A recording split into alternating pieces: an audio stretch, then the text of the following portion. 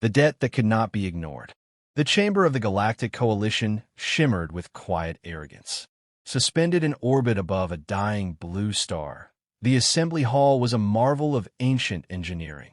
Its walls alive with shifting constellations, its floor a transparent lattice revealing the endless void below. Delegates from 100 species occupied their designated platforms, each separated by language fields, atmospheric barriers, and subtle hierarchies that spoke louder than any introduction. At the lowest tier stood humanity. Not physically lower, the coalition prided itself on such symbolic neutrality, but perceptually, humans were new, unrefined, loud. Their history was short, their technology impressive but inelegant. They had clawed their way into relevance through persistence rather than grace, and that alone made many of the elder species uneasy. Ambassador Elias Varn stood with his hands clasped behind his back, his posture straight despite the quiet tension in the room. He had long since learned that humans were always being watched here, not out of respect, but curiosity or caution. A ripple of light passed through the chamber as the session began. At the center, a projection formed, an ancient AI construct known simply as the Archivist. It was older than most civilizations present, its knowledge drawn from epochs that predated even the eldest species in attendance. Record anomaly detected. The Archivist intoned, its voice layered with harmonics that resonated differently for each species. Cross-referencing historical obligations, designation, Terra, classification, outstanding. A murmur spread instantly. Impossible, hissed a crystalline delegate from the upper tiers. Humanity's record begins scarcely a few millennia ago. Correction, the Archivist replied without emotion. Humanity's recorded history begins recently. Their observed history extends further. The projection shifted. Stars dimmed. Space warped. A simulation unfolded. An ancient catastrophe. A gamma burst tearing through a spiral arm. Worlds burning before they even understood they were dying. And there, barely visible, was Earth. Primitive. Fragile. On the edge of extinction. Gasps, translated into vibrations, colors, and pulses, echoed across the chamber. Then came the impossible. A fleet appeared. Not human. Not anything currently known. Vast constructs of light and geometry bent reality itself, shielding the small blue world. The gamma burst fractured, diverted, contained. Identification demanded a coalition elder. The Archivist responded immediately. Aurelian custodians. Silence fell. Even the oldest among them recognized the name, not from memory, but from myth. A precursor species. Builders. Watchers. Gone long before most civilizations took their first breath. Extinct, another delegate said quickly, almost defensively. Status. Unconfirmed, the Archivist replied. Final records indicate disappearance following large-scale containment operations. The simulation shifted again. This time it showed a signal, encoded, ancient, precise. A message directed not to the galaxy, but to one world. To Earth. The translation appeared slowly, as if even the Archivist treated it with reverence. When we call, you will answer. Ambassador Varn felt a chill crawl down his spine.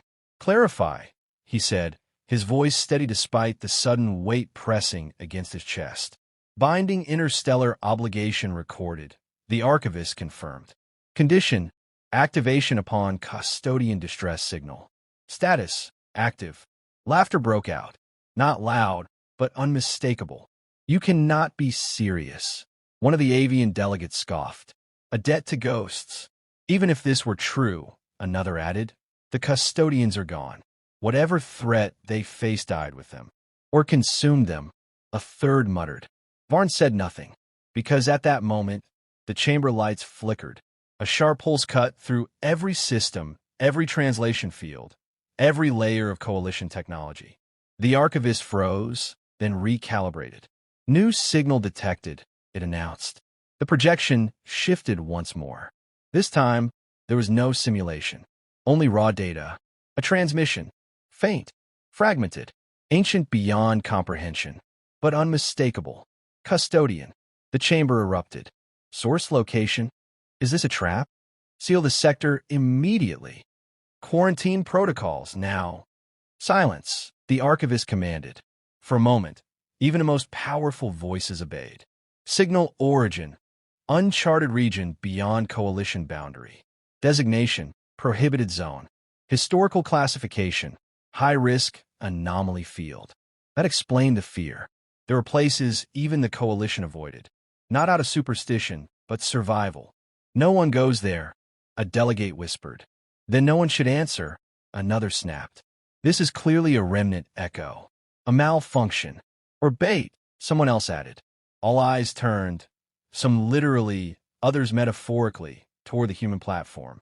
Ambassador Varn stepped forward. We will respond, he said. The reaction was immediate. Of course you will, one delegate sneered.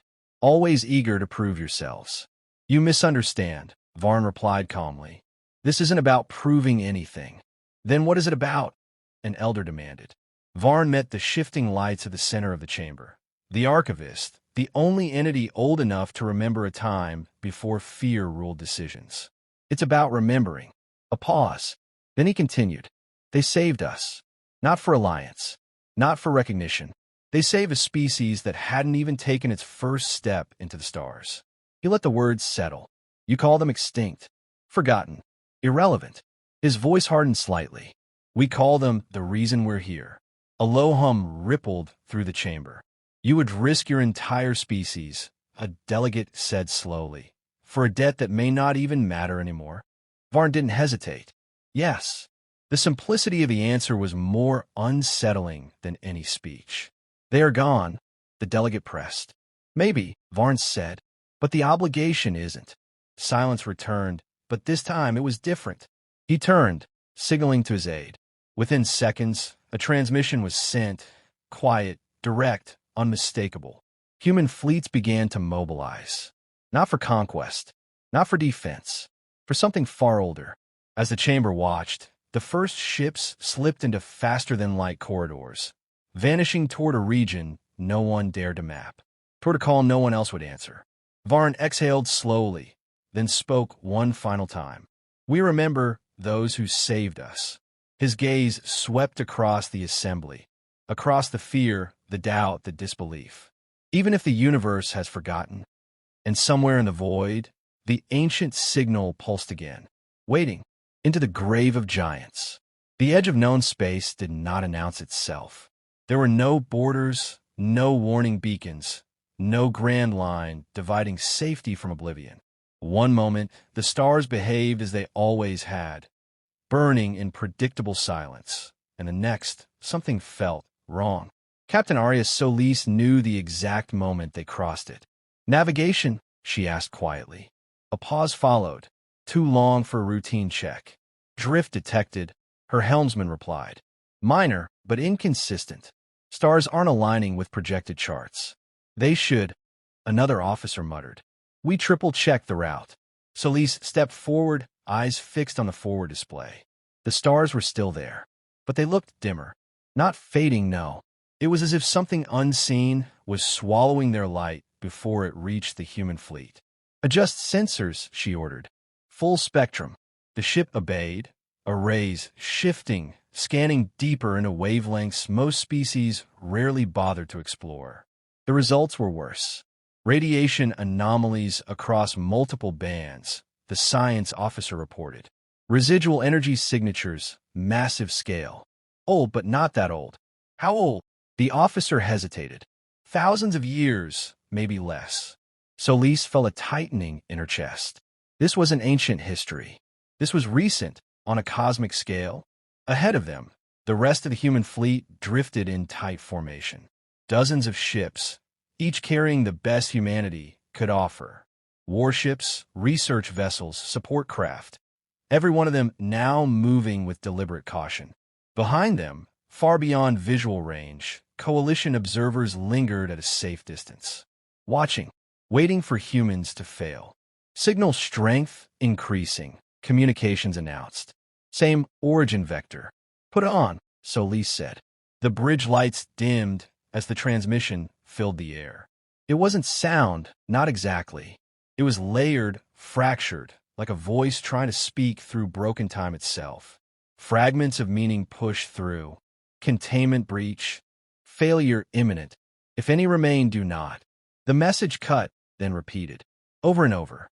Like a warning that had been screaming into the void for centuries. Solis clenched her jaw. Keep moving. No one argued. Hours passed. Or maybe days. Time felt distorted here, stretched thin by something none of them could name. And then they saw it. At first, it looked like a shadow. A massive absence where stars should have been. But as the fleet approached, the truth emerged, and silence fell across every human channel.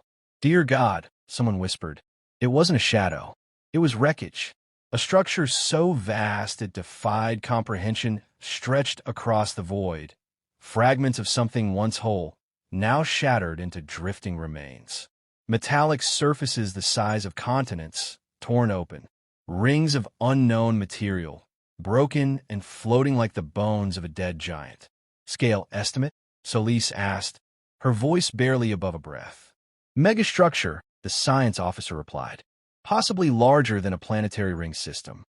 And it's not alone, another added. They weren't. As sensors expanded, more shapes emerged from the darkness. Ruins, countless ruins. Entire fleets, if they could even be called that, reduced to debris fields. Ships of impossible design, frozen mid-collapse. Energy scars etched into space itself, still faintly glowing after millennia. This wasn't just a battlefield. This was a graveyard. The Aurelian custodians, Solis murmured. No one corrected her. They had found them, or what was left. Receiving localized data fragments, communications reported. Attempting reconstruction. Do it. The ship's systems strained, piecing together broken transmissions scattered across the wreckage. Images flickered across the display. Not recordings, but impressions. Data echoes left behind in the aftermath of something catastrophic. They saw the custodians. Not clearly, never clearly, but enough. Towering constructs of light and shifting geometry, bending space as if it were soft clay.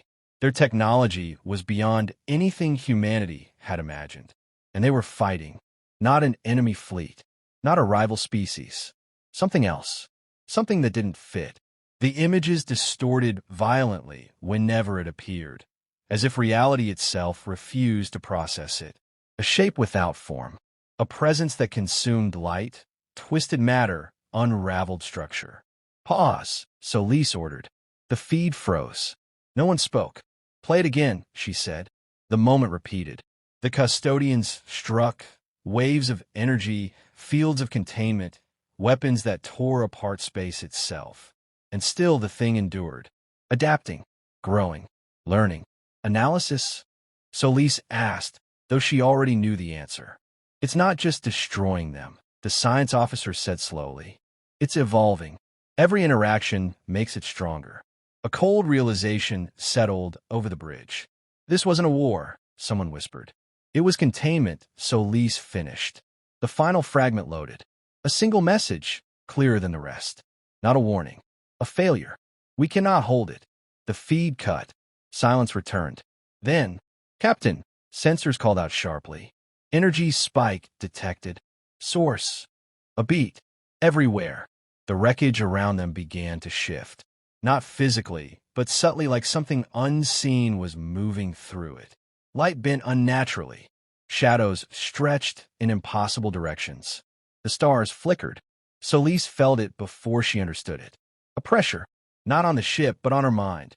A presence brushing against thought itself. Curious, searching, awakening. It's reacting to us, the science officer said, voice trembling. No, Solis replied quietly. Her eyes remained fixed on the darkness beyond the shattered megastructure. It's noticing us. Across the fleet, alarms began to rise. Systems faltered, signals distorted, and deep within the graveyard of giants, something stirred. Behind them, coalition observers began pulling back, their distant formations breaking in silent retreat. They had seen enough. They were leaving. Solis didn't even look. Hold formation, she ordered. Captain, Her first officer began. If this is what destroyed the custodians. I know what it is, Solis cut in. Her voice was steady now. Certain. They held the line for us, she said. The crew fell silent. Outside, the darkness seemed to pulse. Alive in a way space should never be. Solis took a slow breath, then gave the order that would echo far beyond that moment. We hold it now. No hesitation. No retreat. Only the weight of a promise made long before any of them were born. And as the ancient ruins trembled, the thing that had ended a civilization turned its attention fully toward humanity. The price of repayment. The first ship died without a sound. There was no explosion, no debris, just a sudden distortion, like space itself had folded inward for a fraction of a second. When it settled, the frigate Horizon's edge was simply gone. Contact lost, the tactical officer shouted. No signature, no wreckage, nothing. Captain Arias Solis didn't flinch. Maintain formation, she ordered, her voice cutting clean through the rising panic. All ships, tighten defensive fields. Do not break line. Outside the viewport, the graveyard of the custodians had come alive. What had once been silent ruin now shifted with unnatural motion. Broken megastructures groaned as if stirred by an unseen tide. Light bent around invisible currents, and the stars beyond flickered like dying embers. And at the center of it all, something moved. It wasn't a shape. It wasn't even a presence in the traditional sense. It was absence given intent, a distortion that devoured definition itself. Target lock impossible, weapons reported. There's nothing to lock onto. Then stop trying to see it like a target, Solis snapped. Track the distortions. Map its influence. Captain. The human fleet responded instantly, adapting, recalibrating, rewriting their own combat protocols in real time. Where other species relied on precision, humans embraced approximation. Where others demanded clarity, humans fought through uncertainty. And uncertainty was all they had. The thing surged. A wave of warped space rippled outward, slamming into the fleet. Shields flared, some collapsing instantly. Two cruisers twisted under the pressure, their hulls bending like soft metal before snapping apart. Return fire, Solis ordered. Energy lanced into the void, coherent beams, plasma arcs, kinetic strikes accelerated to relativistic speeds. For a moment, it seemed to work. The distortions recoiled, pulling back. It's responding, the science officer shouted. Energy input is forcing localized instability. Then don't stop, Solis said. The fleet pressed forward, but the thing adapted. It always adapted. The next wave came differently, not as force, but as intrusion. Systems flickered. Navigation spiraled into chaos. Voices echoed across channels that no longer connected. I'm reading signals from ships that aren't there. Coordinates are looping back on themselves. It's inside the network. Cut external links, Solis commanded. Switch to isolated systems. Manual control, if necessary. Across the fleet, human crews did something no other species would have dared. They disconnected. Ships severed their own networks, isolating themselves from the digital corruption spreading through their systems. Communication dropped to bare minimums. Line-of-sight signals, tight beam transmissions, even visual cues. Primitive, inefficient, effective. The thing hesitated. For the first time, its advance slowed. It's learning from us, the science officer said, eyes wide. But we're changing too fast. Solis allowed herself a thin smile. Good, she said. Let's make it work for it. A sudden alert cut through the bridge. Captain, massive energy spike from the central structure. The shattered remains of the custodian megastructure began to glow. Fragments aligned.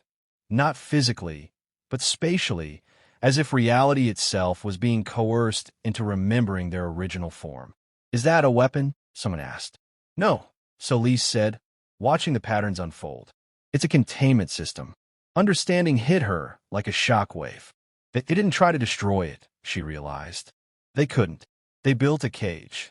And it's breaking, her first officer added grimly. Then we fix it. The crew turned to her. With what? Someone asked. We barely understand their technology. So Lisa's gaze hardened. Then we learned faster. Orders spread instantly. Human ships moved into the wreckage, weaving through debris fields the size of planets. Engineering teams began interfacing with alien systems. Dangerous, unstable, completely untested. And somehow, it worked. Not perfectly, not safely, but enough. We're syncing with their energy grid, engineering reported. It's incomplete. We're patching gaps with our own reactors. Do it, Solis said. Whatever it takes. The thing reacted violently. It surged toward the largest concentration of activity. The human fleet clustered around the broken containment nodes. Here it comes, Tactical warned. Hold the line, Solis replied. The flagship Resolute Dawn moved forward, placing itself between the entity and the reconstruction effort. Captain, her first officer began, understanding dawning. Solis didn't look away from the viewport. If it breaks through here, she said quietly, there won't be anything left to protect. The distortion grew, filling space, swallowing light, pressing against reality like a storm against glass. Divert all power to forward shields, she ordered. Already at maximum. Then push it further. The ship groaned as systems strained beyond design limits. Around them, other vessels joined the line, forming a barrier of steel, energy, and sheer human defiance. The entity struck. Shields shattered like glass. Hull plating screamed under impossible stress. Structural integrity failing. Core temperature critical. We can't hold this. Solis closed her eyes for a single heartbeat, then opened them. Transfer command, she said calmly. All remaining ships, continue the containment sequence.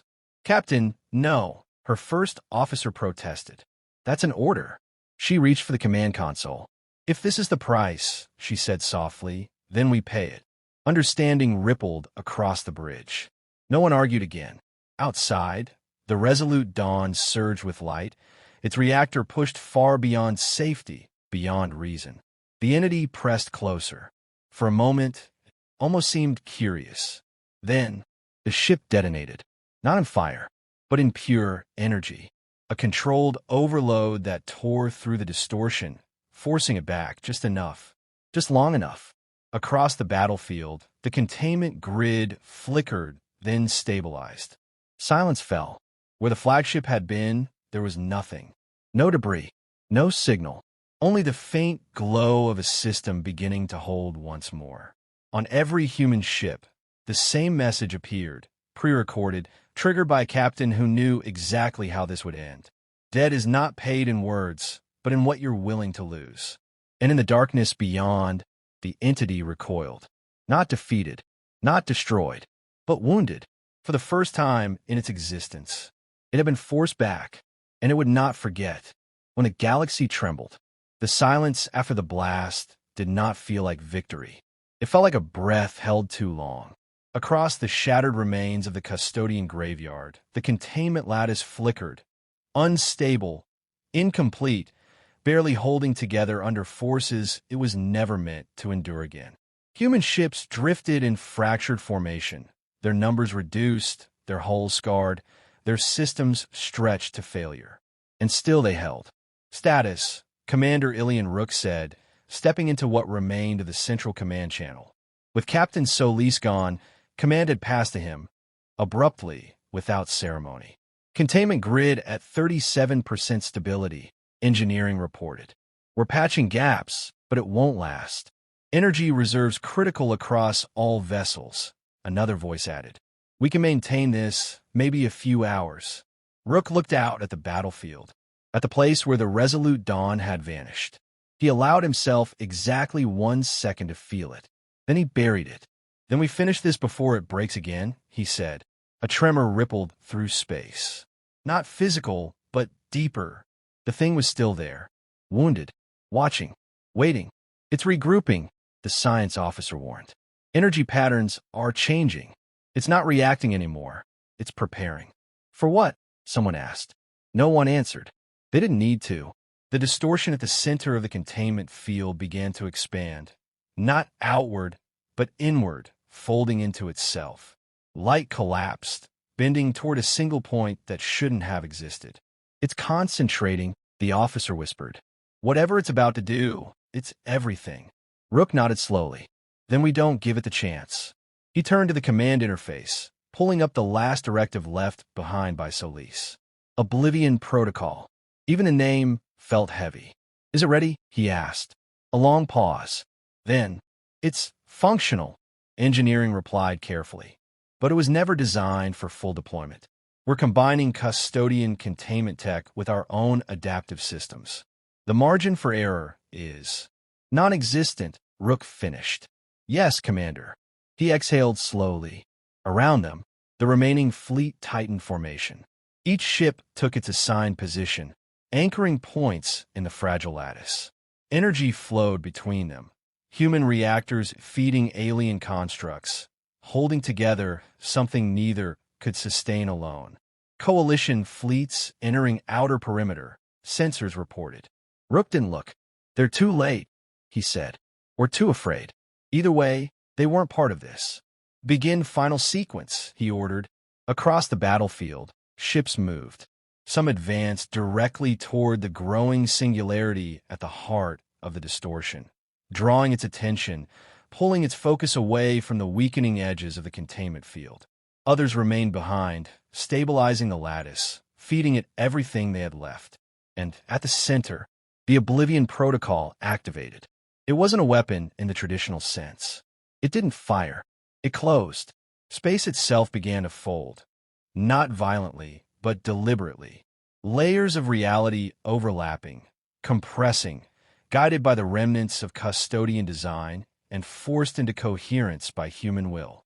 The entity reacted instantly. The singularity unraveled, exploding outward in a cascade of warped energy. The distortion surged, lashing out at the nearest ships, consuming 3 in seconds, tearing them apart in ways that defied physics. Hold positions, Rook commanded. Do not break formation. It's too strong, someone shouted. We're losing the outer anchors. Then reinforce them, he snapped. No gaps. The fleet obeyed. Because there was nothing else to do. The thing pushed harder. Reality screamed under the strain. And still the lattice held. Oblivion Protocol at 60%, engineering called. 70. A shockwave tore through the grid, collapsing 2 entire nodes. Stability dropping. Rook's eyes narrowed. Redirect all remaining power to the core, he said. Commander, that will collapse the outer field. It doesn't matter if we fail, he replied. All power. Now, there was a moment of hesitation. Then, acknowledged, energy surged. Every remaining ship fed into the center, pouring everything they had into the closing construct. The distortion howled, not in sound, but in effect. Space twisted violently, striking back with everything it had left. Ships burned. Systems died. But the core held. Oblivion Protocol at 90%, engineering said, voice shaking. Rook stared at the collapsing point of light. Finish it. For a fraction of a second, everything went still. Then, the construct snapped shut, not with force, but with finality. The distortion collapsed inward, drawn into a space that no longer existed. Light returned. Stars stabilized. The pressure, the presence, vanished as if it had never been. Silence. Real silence. For the first time since they had entered the graveyard. No movement. No distortion. No threat. It's gone, the science officer whispered. We're contained. Again. Across the battlefield, what remained of the human fleet drifted in the aftermath, damaged, diminished, but alive. And then, a signal. Faint. Ancient. But clear. Receiving transmission, communications said. Origin. Custodian. Every system focused on it. The message unfolded. Not fragmented. Not broken, but whole. A final echo from civilization that had given everything. To those who answer, the voice was unlike anything human. Layered. Vast. Carrying the weight of something older than memory itself. You have fulfilled the obligation. Rook felt his chest tighten. We chose you. Not for strength, but for what you remember. Images flickered. Earth, fragile and alone. shielded by beings who had asked for nothing in return. To stand when others will not. To endure when others cannot. To repay what cannot be measured. The message began to fade. Now, it is yours to hold. It ended. And with it, the last trace of the Aurelian custodians. Gone. Truly gone. Beyond the battlefield, coalition fleets lingered at a distance, silent, unmoving, watching. They had seen everything. The sacrifice, the defiance, the impossible victory, and what it had cost. Rook looked out at the stars, steady now, unbroken. "We did it," someone said softly. He didn't answer right away, because he understood something the others were only beginning to realize. This wasn't the end. It was inheritance, a burden passed from one civilization to another. He exhaled slowly. "Set course," he said. "Where?" To Commander. Rook's gaze lingered on the place where the distortion had vanished, then turned toward the vast, waiting galaxy. "Anywhere calls," he replied. Far beyond, in the safety of distance, a coalition observer finally spoke, its voice trembling despite every effort to control it. They didn't just repay a debt, and in that moment, across 1,000 worlds, a single truth settled in. Humanity had faced what ended a godlike civilization, and chosen to stand anyway. They inherited it, and the galaxy trembled, not because of what humans had done, but because of what they would be willing to do again.